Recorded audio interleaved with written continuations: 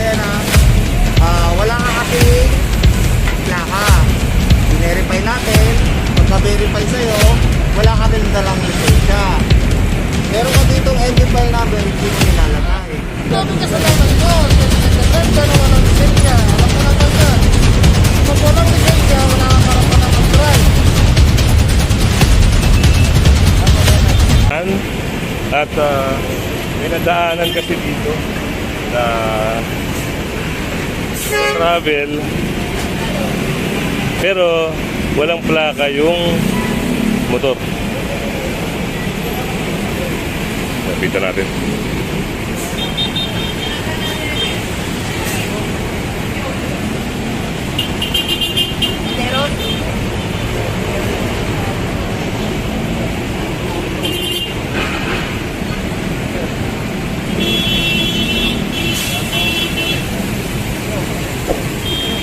Sir, bali ganito yan ha. Wala ka kasi plaka. I-verify natin. Pagka-verify sa'yo, wala ka rin dalang lisensya. Meron ka ditong engine file number, hindi mo nilalagay. Ngayon, ibig sabihin, sabi mo kanina for registration po yan. For registration, pero meron kang engine file number na dapat na inilalagay dyan. Kung mabiyahe ka, hindi mo siya nilalagay. Ibig sabihin, may violation ka na. Ngayon, binerify natin, wala kang dalang lisensya. Kaya, ang mangyayari ngayon sa sakya mo, i-impound natin to, doon mo na lang bayaran sa office natin. Paano na lang po? So ito ay subject for impound.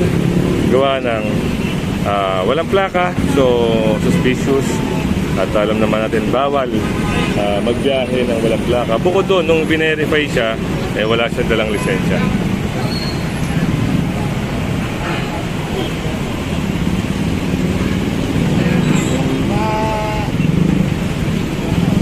Paano na lang itong ano? Oo, wala lisensya.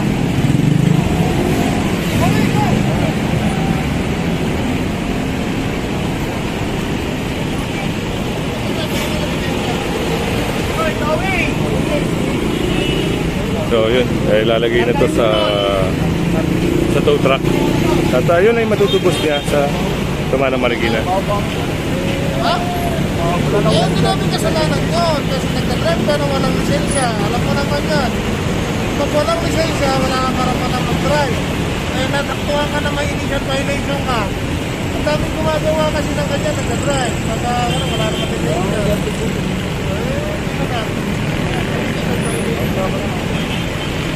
So yun, at pinaliwanag din sa kanya ni Sir Bakiran, yung violation niya. Ito, sasakay ito.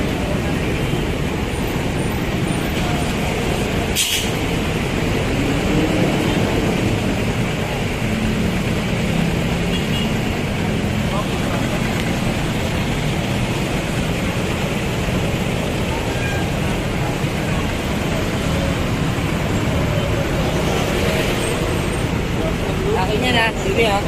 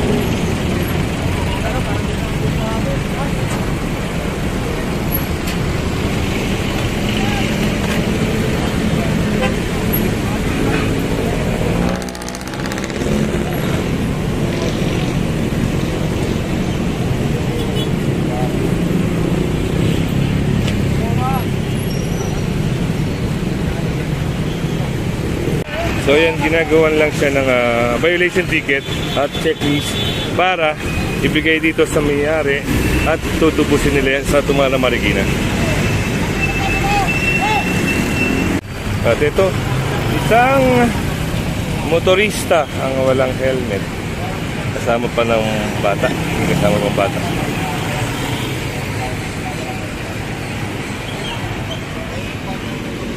Dito tayo sa may area ng Taguig. Problema kay kuya, no? Wala nang helmet. Yun ang initial violation niya. Walang helmet.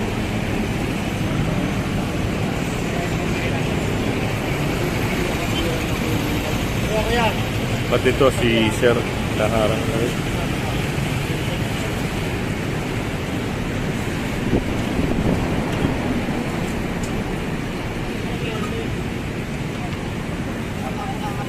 Magalit din ang kalsada eh. Magalit din ang kalsada, hindi nyo dito. Yan, kaya na lang. Ayun si kuya naman, yun, may lisensya. Problema, walang helmet. So, initial violation, walang helmet. Kaya sila naharang.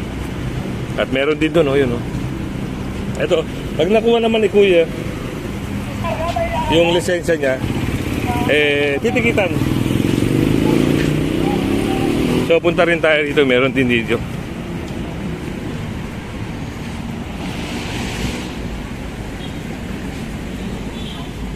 Ito, at naharang din ni Sir. Walang helmet, walang lisensya.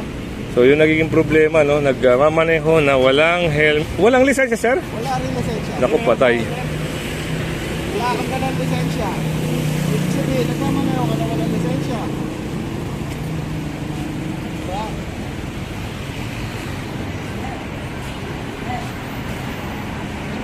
So, ito, subject for impound na. Kasi Importante gamit sa loob. wala siyang lisensya. Hindi ho siya maharang kung nakasuot siya ng helmet. So, yun ang naging first phase. So, first initial violation.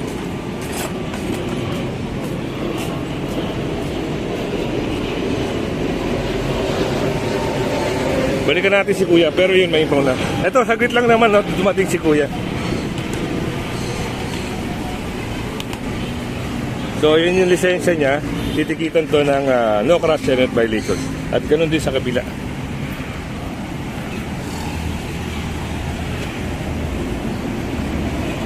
Ayun, ginagawa na ni Sir ng violation ticket. So, yun na, nahatak na. Nahatak na yung motor. Ayun,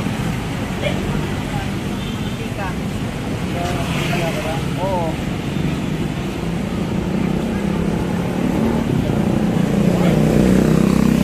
At ayun, makakaikot pa yung isang lalaki na yun, walang helmet, may kasama pang bata. Yan ang naging problema. Nakaikot siya.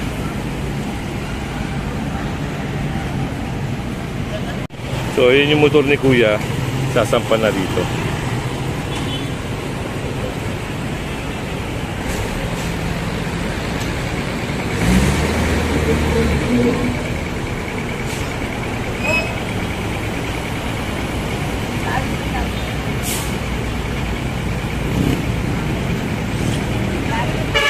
Yan din sa may Kalayaan, sa area ng Makati. Andito na naman yung isang sasakyan dito, Sopola team. Kaya ito, inoorasan. At para kung halimbawa matapos na yung oras na binigay sa kanya, ayun, pwede na siyang hakutin o pwede na siyang itaw.